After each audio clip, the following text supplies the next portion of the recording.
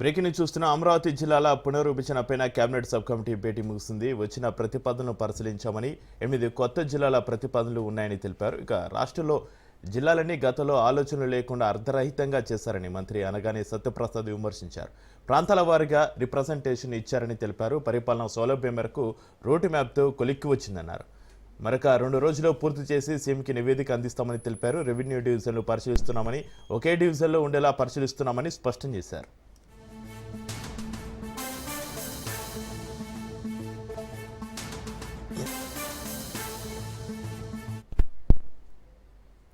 అమరావతి జిల్లాల పునర్విభజనపైన cabinet sub కమిటీకి సంబంధించి మరింత సమాచారం మా ప్రతినిధి సంతోష్ ఫోన్ లైన్ అందిస్తారు. సంతోష్.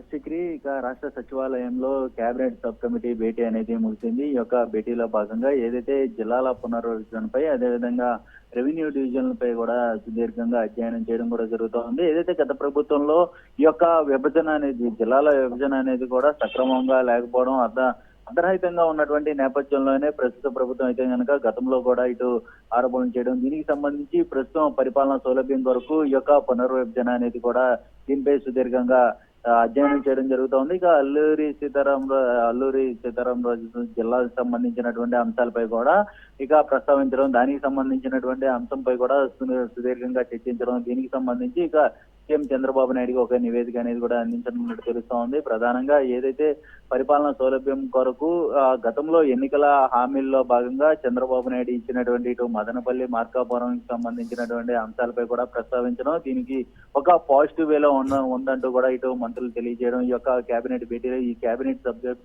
భేటీలో భాగంగా ఏదైతే ఇటు మంత్రులు అనగాని సత్యప్రసాద్ తో పాటు వంగలపూడి అనిత, నాదెండ్ల మనోహర్, బీసీ జనార్దన్ రెడ్డి, అదేవిధంగా నిమ్మల రామానాయుడు వీరందరూ కూడా ఒక సుదీర్ఘంగా అయితే కనుక ఈ యొక్క సమావేశంలో పాల్గొనడం, అనంతరం కూడా ఒక కొలిక్కి వచ్చిందని కూడా చెప్పడం జరుగుతూ ఉంది. ఎందుకంటే రెవెన్యూ డివిజన్లు ఆయా సంబంధించినటువంటి అంశాల్లోనే ఉండాలి, పరిగణలోనే ఉండాలి, కానీ వేరొక దానిలో ఉండడం పట్ల అయితే కనుక పరిపాలన అనేది కూడా కొంత మేరకు ఉంటుందంటూ కూడా తెలియజేయడం కూడా జరుగుతూ ఉంది.